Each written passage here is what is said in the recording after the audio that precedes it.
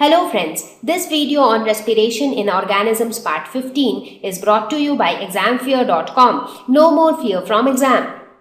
Now the next question is, how is the extra energy provided during workout? So I got it that when I am doing some physical activity, I am doing some workout, that time my body needs more oxygen, so I am breathing fast. But I need more energy, right? So by breathing faster, am I able to get that much of oxygen which can give me this much of extra energy which I need to do that particular workout? So let us try to see that. Now what actually happens? Now we breathe in oxygen. So we breathe in oxygen, and this oxygen is then utilized for breakdown of food. So food is oxidized, or food is actually broken down to release energy. So that is what happens. Now we have learned about both aerobic and anaerobic respiration. So what happens in aerobic respiration? Glucose is broken down completely to produce carbon dioxide, water and a lot of energy. So basically we want that breakdown of food to take place in presence of oxygen. So when we breathe in so much of oxygen, it causes breakdown of food. And due to the breakdown of food, what happens? Energy is released. So this releases energy, and this energy is utilized to perform all these physical activities. So that is the normal process by which we are provided energy. But during such activities, the energy demand of the body becomes very, very high. So even if we are breathing fast, we are not able to breathe in enough oxygen which can produce enough energy that is required to do these workouts. So we need some alternative to produce extra energy. So what is that alternative?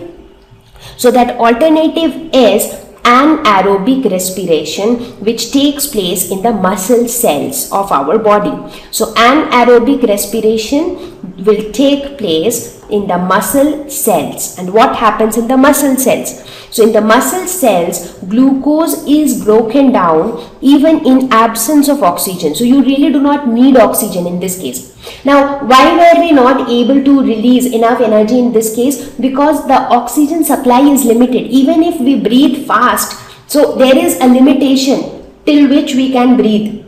Correct? So therefore there is a limitation to the supply of oxygen to our body. So in this case, with this alternative, we do not need oxygen at all. So even without oxygen, glucose can be partially broken down to produce lactic acid and a lot of energy.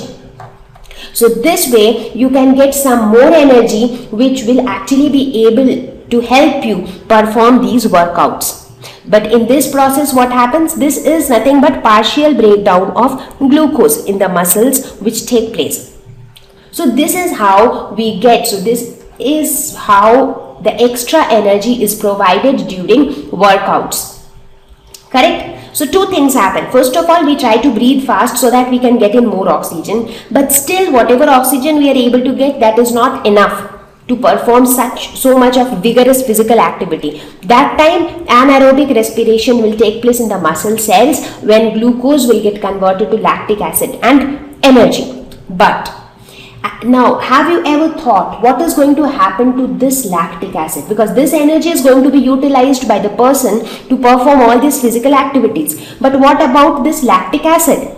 This lactic acid will continue to accumulate in the muscle cells, because this entire process is taking place in our muscle cells. So this lactic acid will continue to accumulate in our muscle cells. Now, do you think that might create a problem? Yes, you get that message that lactic acid is being accumulated in the muscle cells. Why? Because due to the accumulation of lactic acid, you feel the muscle cramps. Now, have you ever noticed that if you perform some physical activity, for example, if you run for say 5 kilometers or 10 kilometers, after some time the muscles in your legs, so somewhere here, it starts aching. You can feel that cramp in the muscles. Why does that happen? Because of the accumulation of lactic acid.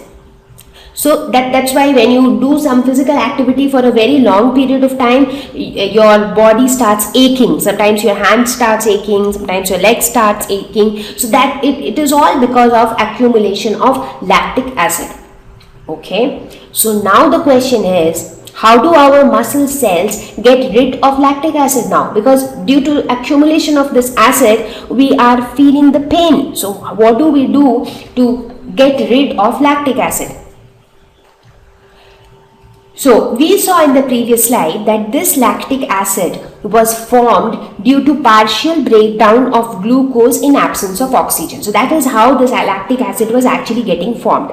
Now we want to remove this lactic acid. So how can we remove it? We cannot throw it out of our muscle cells, right? So there has to be some reaction which has to take place inside the muscle cells such that the lactic acid gets completely broken down into some other substances. So how will that happen? So one simple solution is, if you take a hot water bath, that often helps to get rid of the muscle cramps. Now just try it out for yourself, or maybe you can try it out with somebody who's having muscle cramp. So if you really have pain in your leg or in your hand, and if you dip it in hot water for some time, you get a lot of relief. So do you know how do you get that relief? Because whatever happened, this pain happened due to accumulation of lactic acid. But when you put it in hot water, what happens is the hot water helps to relax the tensed muscles and it increases blood circulation. So what do you have here? This is nothing but hot water, and this hot water increases blood circulation, and it also allows oxygen to flow smoothly throughout the body, because oxygen is carried by hemoglobin which is present in the blood. So it improves, so hot water improves blood circulation. So when the circulation of blood throughout the body is improved, what happens? Supply of oxygen is also improved.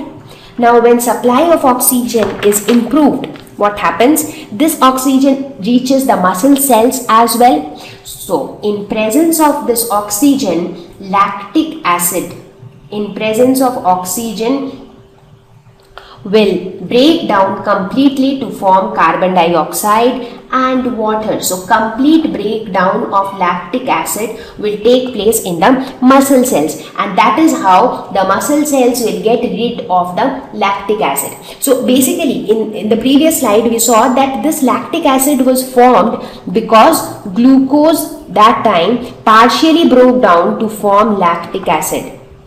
So had glucose been broken down completely, then it would have formed carbon dioxide and water.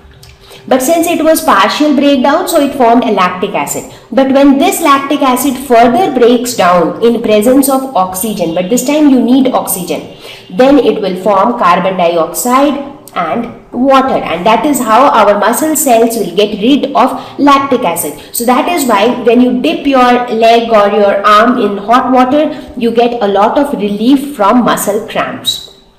So see, these are so interesting things, and these happens in your day-to-day life. In fact, I'm sure you would have also experienced muscle cramps when you play for a long time in your school. Sometimes in your games period, you are too enthusiastic and you run and play for a very long time, and then when you go back home, you can feel pain in your legs. You have muscle cramps. And many a times this hot water bath helps, and now you know what exactly happens inside your body, because of which it helps you. Thank you. Please visit www.examfear.com to watch more educational videos with a better experience. Please do not forget to like and subscribe to our YouTube channel for latest updates. Thank you once again.